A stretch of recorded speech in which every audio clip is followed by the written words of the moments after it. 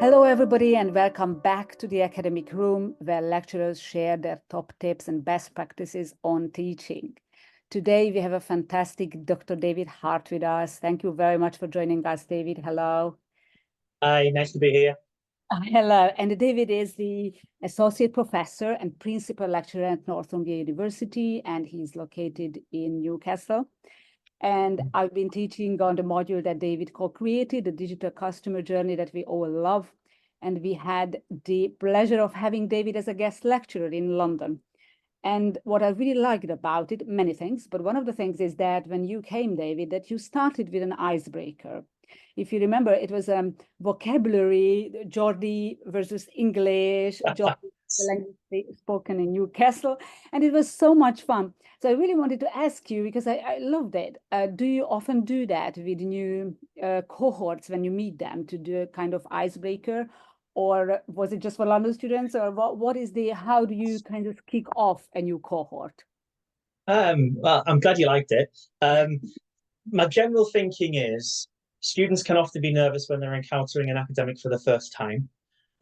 Some academics maybe can come across a little bit intimidating with their title and their gravitas, etc. So I quite like to dispel any of that. So a little bit of nonsense, is how I would put it, is often what I use to kick things off. So the example you mentioned was because, for the benefit of those watching, I'm from Newcastle upon Tyne. I have quite a pronounced northern accent. This is my telephone voice. And when I talk quickly, sometimes my words will be a little bit harder to understand. So I just had a bit of fun with what people in Newcastle say versus what normal English should be. But yeah, I do that sort of thing quite often with lots of different tools. The thing we have in common is they're not normally about the piece of work that we're about to do. They're not normally about the subject. Something that can stir up some controversy, something that can just get them talking and laughing. What lots of people will see on social media over the years is people make tiers. So there's an app called Tier Maker. So like a very standard one you would see is, what are the best pizza toppings? And it will have the God tier, where people will put pepperoni, etc., and then the not so good tier, and then the awful tier. Sometimes I put things like that on just to get them going, because it's those sorts of things that go, what, he thinks pineapple's better than ham on a pizza? Those sorts of things just get them going. It loosens them up. They're willing to have a chat. You can have a bit of a laugh about it. It doesn't always have to link directly to the subject, as long as it just makes them feel a little bit more comfortable in the room. Yeah, this is perfect, fascinating. And what do you find it important for the students to bond as well? Do you help them, not necessarily on the first session, but later on? Do you do anything for them to bond? I think that what we should do more of in academia is take advantage of the diversity of our classroom. So quite often in an early class, I will try and make sure that there is a task that by definition is either culturally bound or politically bound or something. And you can do that in any subject. I mean, in marketing, there are obviously different pieces of marketing legislation, different cultural norms that marketers need to follow. And quite often a task I will give, therefore I ask the students to interpret it from their home culture.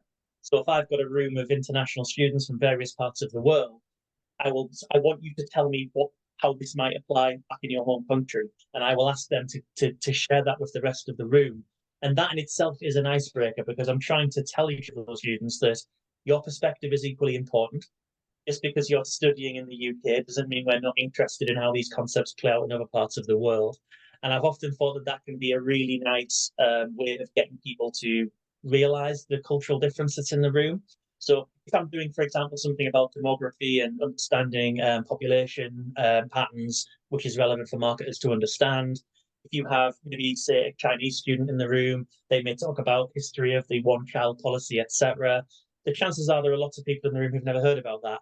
And it does open up conversations, because they don't realize the differences that exist. And hopefully it inspires a little bit of curiosity in each other. No, absolutely. No, that's really great. And there's also emotion involved when they can talk about their home country. Really great. No, this is really fascinating. But let me just ask about this roadmap. So, what is the way of presenting it? You just bring it up when students have a question about why we have to learn about that, or it is part of your lecture that you really show that how it relates to the big picture? I think that, obviously, depending on the nature of the module, because sometimes it may be that a module has a number of subjects that are very naturally related to one another, and you can literally pick up session 2 where session 1 left off. You remind them what you've done, you forewarn them what's coming, and it's very, very straightforward. I think when you have a module that maybe has some slightly disparate topics, I prefer to use visuals in my slides whenever I can, just to show the relationships, because actually you might be wondering why you're doing this today. Well, because you need to be able to do this in order to cover what we're going to be doing next week. Now, in the world of marketing, what I often find is that students are very much drawn to the creative aspect of what we do. Of course they are. We think that is the major part of what marketers do. And by definition, therefore, some of the more fundamentals that underpin creative stuff, they're a little less engaged in. So if you're trying to talk to them about customer profiling, customer data, those sorts of things, it's not that they're disinterested, but it won't capture their attention. So what I often will do is I will almost preview what they're going to do in the future and say, well, look, in a few weeks, you're going to be creating a marketing message, devising an email campaign, something like that. But before you do that, these are the things you need to know, and this is how it will impact what you do. So sometimes it involves pulling back to what they've done before. Sometimes it involves giving them a little bit of a preview of what's to come. And I think that if you're fortunate enough to be in a role for a couple of years, I think what's really important is spending some time to understand where your module or your teaching sits within the overall marketing program. Mm-hmm. Students love it when you say, oh, well, do you know that subject you did the other day with Stephen? They look at you and they don't think you're going to know that, because modules look siloed to them. They have codes, they have boxes and timetables. But if I can tell them that, look, I know that what you did last year, that you looked at this and this, have you thought about it in this context? It really helps them piece it together. And then they can I'm not asking them to figure it all out at that point, but just to almost realize that when we present them with ideas, it's not by chance. There is a thought process behind it. We are telling them things in a particular order for a particular reason. Yeah, no, this is brilliant. Thank you. And this is also very important in marketing, when there are some students who are so hungry to learn about the tools only. And then we really have to reinforce that, no, without the frameworks and strategy, the tools just, right? I don't know if you've ever had this kind of. Yes, very much so. And another tool that I use a lot for this is my links with industry, because by definition, I've been doing this job almost 20 years. I stay in touch with an awful lot of my students. I get a lot of them to come back and talk to my current students. It's the really fulfilling part of what we do, I think, as academics, to see where people progress to. But what they say to us, even now, is they say, actually, do you know what? Those fundamentals that you taught us, they're the things that really matter, because the tools will move on. They'll shift, they'll shape. What everyone's using today will not be what they're using in 6 months' time. So our subject area is so fast moving. But actually, what you taught me when I was at university about these things, they're what really matter. And often I will use those examples or bring them in as guest lectures, because that carries an awful lot of gravitas. I say, look, this is a student who was sat where you are 8 years ago. They're now heading up this particular team. Listen to what they've got to say. It's not me telling you it's important. It's them telling you it's important from a far more credible place, I think. Yeah, no, students are so grateful for guest lecturers, and this is brilliant. You mentioned a very important thing, vulnerability. And in terms of academia, it's really important. Please, let's talk a bit about it, how you use it, how much, how useful it is. Obviously, students, as you said, they're coming to the room and the professor is coming and we're all like, we know it all. So how much vulnerability is allowed, or how much do you use in your teaching or in your interactions with students? I honestly don't think that my students see a different version of me than my friends do. That I'm not saying that is the correct thing for everybody to do, but that is something that I think I started doing before I was conscious of doing it. That doesn't mean I'm chatting on with them in a way I would with my friends in a pub or something like that.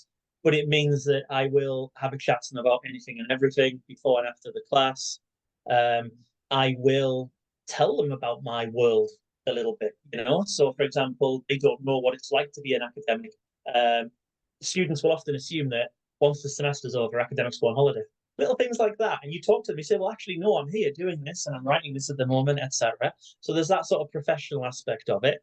Then there's also just being honest about some of the challenges that they face as students and how I personally will have faced them before.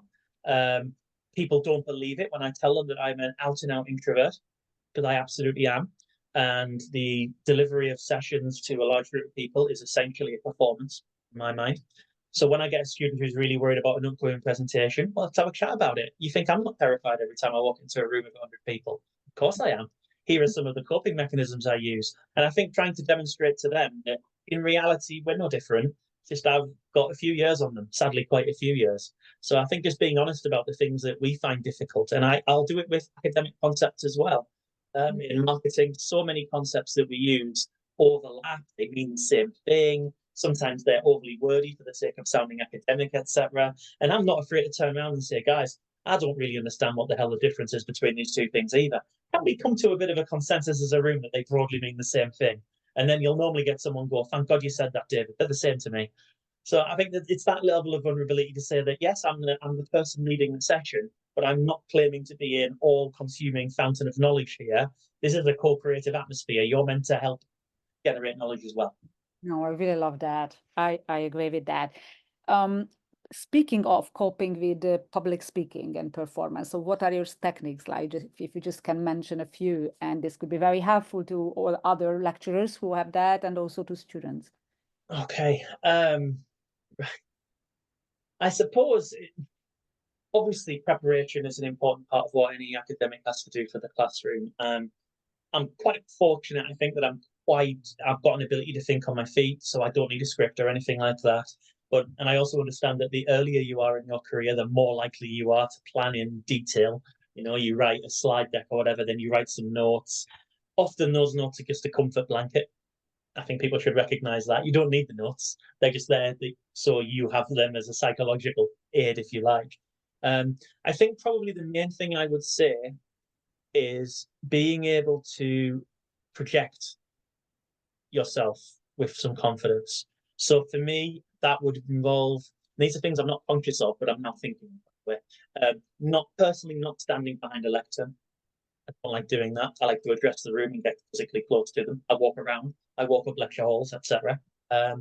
If you're blessed with a quite loud voice, which I do, I'm not saying you shout at them, but you project, and I think that helps convey a level of authority and control over the room.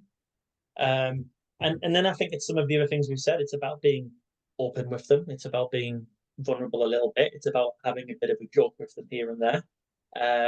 And those are the tools that I've used really. But even now, before I go into a lecture theatre, I will be thinking, right, okay, yeah, how am I going to start this? So I do often make a bit of an effort to think, what am I going to start with?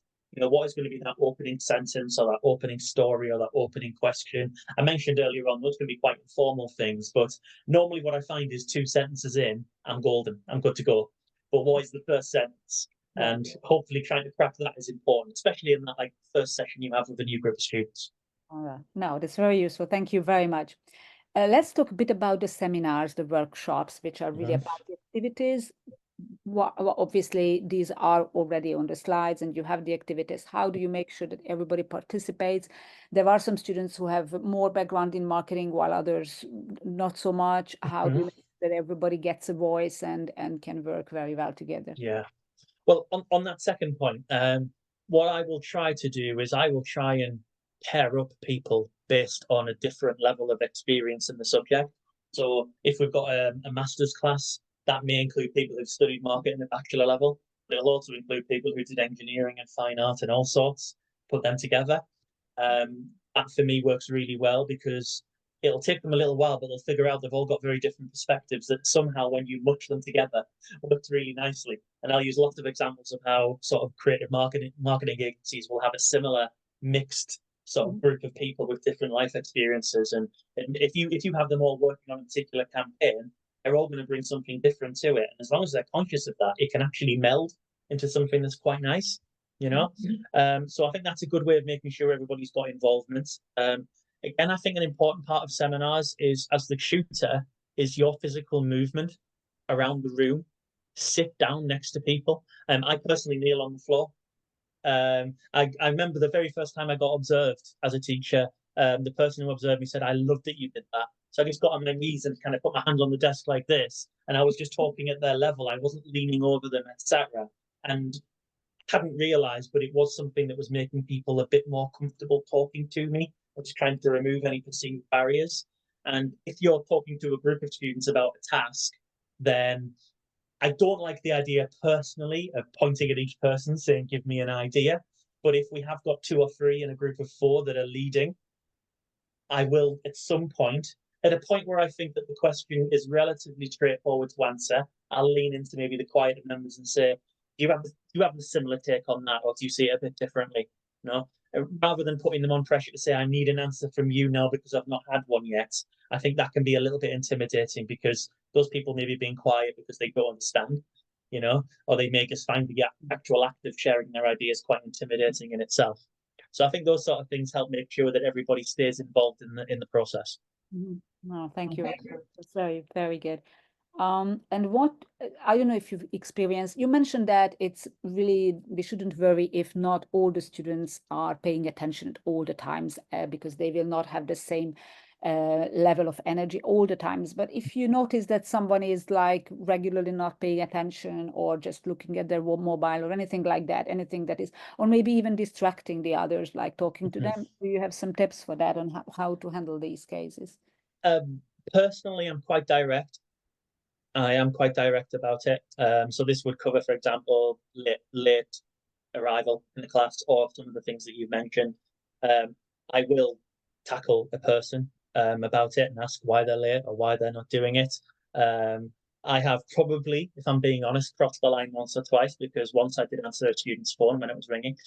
So I said, oh, it must be really important if you couldn't turn your phone off. And it was just their mother ringing to say hello. So I had a quick chat with her. The room found that funny, but no phone rang again. So obviously you have got to be careful how far you go, but I probably am more of the view that you need to make a clear position to the students very early on in your relationship with them. And if that involves a couple of slightly awkward conversations to say, listen, you need to put your phone down now, otherwise you're free to leave the room, then you have to do that. And my experience has always been that actually the students don't mind that at all. And in an opening class, I will tell the students, listen, we're going to have some fun in this class, but this is how it has to be. You have to turn up prepared. You have to turn up on time. You have to engage and do your bit. And then I would normally throw questions at them at that point to say, do you think it's fair that you come in advance, do the reading, share your ideas, and the person next to you doesn't, but write down all the things you've done? And they all obviously say, no, I don't like that. Well, okay, let's not allow that to happen in our room then. We've all got a responsibility for it. If everybody believes that what I've just said is unfair, everybody can stop that from happening by engaging in a suitable way. I've only ever asked 2 students to leave a room, and that was for repeated, disengagement, if you like. But in both of those cases, it was quite evident to me that there was something not right. So it wasn't done in what you might call a bit of a bollocking. It was more of a done, listen, I think it's probably best if you leave the session now. How about we catch up afterwards? And in both of those cases, from memory, yeah, there was a personal thing going on. In which case, my answer to them is, listen, I really admire that you came in today, but given everything that's going on, maybe you just need to go home. Get a bit of space for yourself. So it's not, I am quite firm with people who I think are not treating the classroom and their fellow students with respect. But particularly when you get to know them after a little while, I think you start to spot there is a behavioural anomaly with someone, and that is not necessarily them playing up. That's them having some life stuff going on. And we all have it, don't we? So I think we need to show a little bit of humanity towards it. No, that's really great. And I remember when you were guest lecturing and someone came late and you just talked to them in Geordie, hello, or something. Yes. And they were like, oh, what is happening here? Yes, well, one thing I have done in the past as well is if someone does come in a bit late, I will often, and it's more for the benefit of the rest of the room, really, I'll immediately ask that person a question on something they've missed. And the rest of the room will be laughing. And I'm trying to make a point in doing it. Actually, you've missed something important. I mean, one other thing I should say actually is, this is very British and in a good way, hopefully. I'm very big on manners, and students should apologise if they come late.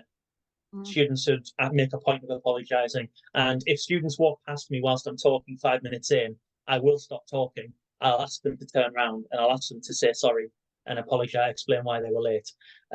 Again, admittedly, sometimes people might have a real thing but in my experience, the good students will let you know, listen, sometimes I've got a doctor's appointment that day, or I'm on a real rush because I'm working a shift on the morning. I'm not going to pick on those people, but if I see the same people acting disrespectfully by interrupting the students' learning, then I'm going to pull them up on it. And I think the least they can do is say sorry, because if they go into the employment world, yeah, you can be late sometimes, but if you don't even acknowledge it and apologize for it, your boss isn't going to like you very much.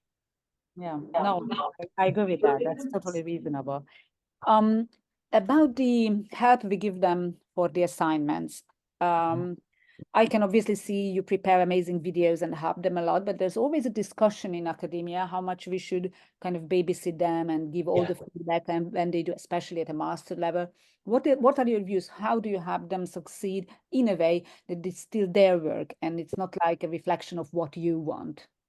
Yeah. So the first part of it is you touched on sort of videos and things. So I do prepare a number of videos for my modules, and what I think is useful to do is to stagger them over the course of that module unit. I think if you give them too much at once, it doesn't really serve a purpose. I think breaking it down into different sections acknowledges when the students might be ready. So I will quite often record 3 or 4 videos for a module assessment, and I'll just set them to release week 1, week 4, week 7, week 10. And I'll do that because I know that, oh, hi, this is video 3. We're now in week 7. And last week in class, I know you'll have done this. So now you're ready to think about this part of the assessment. So I think easing them in is one way of doing it. On the issue of not mollycoddling them and babysitting them too much through it, I do think that can be an issue sometimes. I think what I try to do when students ask for advice is I stop them from asking a particular type of question where they're seeking what I might just call direct validation. Is this right? Mm-hmm. I don't like those questions at all. So if a student says, well, I'm thinking about looking at this case study and I'm thinking about picking this type of customer, do you think that will work? And my answer is, tell me why you think it will. And they have to justify it. And if they can't, then they figure it out themselves by not being able to articulate it to me. But if they can, and I see that that is supported by evidence, etc., then I say, well, thank you, you've convinced yourself. Yeah. So there's an element of coaching, I suppose, in this a little bit, whereby you're not giving them the answer, you're actually asking them to give you the answer by saying, well, why do you think that way? Why haven't you thought of that? If I see a student going in a very different direction that the assessment needs to do, then I'm duty bound to give a little bit more direct, listen, you need to think a little bit less about that and a little bit more about this. But hopefully, if the students are on the right path in the first place, it's about just making them realize that they are on the right path and making them figure that out themselves. If that makes sense. Yeah, absolutely. I really love that. Go ahead, because otherwise they'll follow it. And I am a little bit. Students always want to see past work, don't they? They always want to see past work, and I am incredibly loath to share it. You'll know from the module we've worked on together that we don't make a point of doing it. I will at best share them snippets, because the last thing, if you give a student an example, they will immediately perceive it as an exemplar, and they will imitate it. And that doesn't mean copy, it means they'll follow the structure and they'll try and think like that student did. And in a subject that's inherently creative as ours, that is just a really bad thing to happen. So I try not to give them anything like that, because I want them to have a little bit of creative license. But in the videos, I'll have told them, listen, in this section of the assignment, you need to demonstrate to me that you understand that you can apply that, and you can critique that. How you go about doing it, well, that's for you to figure out. Yeah, no, absolutely. I love this because, no, did you want to say anything? Sorry. No, it's just that it's really preparing for them for the agency life or client side life, that there's not going to be validation all the times from someone that this is what you should do. This is how it was done already. So I really like this approach. Let's talk a bit about you have a fantastic, like over 20 years teaching marketing and creating materials. So how has it changed? I mean, 20 years ago, no social media, none of these tools that we have today. How has it changed creating the materials or delivering, or kind of just the whole teaching of marketing as a profession? If you think back, how has it changed? Wow, that's a good one. I think the first thing to acknowledge is kind of something we touched on before, is that the subject has totally changed, but at the same time, it hasn't. because the principles are still there. We're just applying them in different ways. Our digital marketing students, I tell them this. I say, listen, you've chosen a digital marketing degree. There are an awful lot of things we're going to talk to you about that will be taught on marketing degrees as well. And there's a reason for that, you know? So yes, the context, the application may have changed, but the principles have not a little bit. In terms of how teaching has changed more broadly, I know obviously in recent years, we know that it's harder to retain people's attention. So trying to alternate between different forms of content. When I think of my time at university, an academic stood there and they talked to us with an acetate where they made some notes, and it was quite I'm not going to say dry delivery because that's not fair. What they did was very good, but the expectation was you would stay focused, etc. And if you didn't, it was your problem. I think now you'll see more academics varying their techniques, using different stimuli in a class to try and break things up. And I know I do that myself, just to be conscious that it doesn't matter how good I am, say, at delivering an idea or a concept. At some point, the students are going to just tire a little bit. So let's do something else, so the visual or whatever it may be. And obviously, we've got that greater reliance on digital techniques that the students might use for studying, etc. So when they're using tools like Grammarly or whatever it may be, we've got the move towards lots of online teaching. So we have distance learning degrees here at Northumbria, which seemed to me to spawn out of COVID, when we all had to kind of pivot from being face-to-face teachers to digital ones overnight. And the students are quite comfortable in that particular world. I think it's typically academics that are less comfortable with it because there's a sense of threat that we belong in a classroom, and if we're not in a classroom, do we still have our value? But I think to the students, as long as we're delivering information to them in a way that is conducive to their ways of understanding, then that's fine. You know, so short form videos, the sort of content they will consume in their everyday life is a bigger part of education than it once was. And do you use some tools? Are there some actual tools that you use, some quizzes, polls, or this kind of, I don't know, software? I mean, it's all of the standard stuff. I don't think that I use anything particularly innovative in this respect. Sometimes I will use, like I say, particular tools. I like to use Sporkle, it's just a generic quiz thing. Sometimes I design a quiz on there myself and put it on for them to do. Sometimes it'll be a pre-existing one. Sometimes I'll just latch onto an idea. I mentioned a branding class that I took on last year, and I had to. And like I said, there's so many concepts in branding to do with brand equity and all sorts of things. And I was trying to unpick all of them so I could explain it. And I eventually just designed a quiz. It occurred to me when I was traveling on holiday, because we were going on holiday with an organization called EasyJet. And my daughter likes it because she loves the color orange, and the seats on EasyJet planes are orange. And it occurred to me that, hang on a minute, if I could just find the Pantones of every major airline, put them on the board, could students figure out A, what industry I was referring to, and B, which ones were which? And bloody hell, they could. Yeah, that's brilliant. That's you know, brilliant. so yeah, it was just a random idea, but I think that, you know, it may be your viewership is broader than marketing. I think that marketing academics have an advantage over lots of other business academics because it's very real. It relates to the things that we see and do as consumers ourselves on a daily basis. So it's normally easy to find a routine that students can link, you know, they can relate something in their life to our subject. So trying to find them, I think, is really important. Thank you for being here at the academic room. And I learned a lot. I took a lot of notes. It's absolute pleasure, and I feel privileged to be able to work with you. So thank you very much for being here. Thank you to Dr. David Hart, everybody, and please come back to the academic room for our next episode. Goodbye.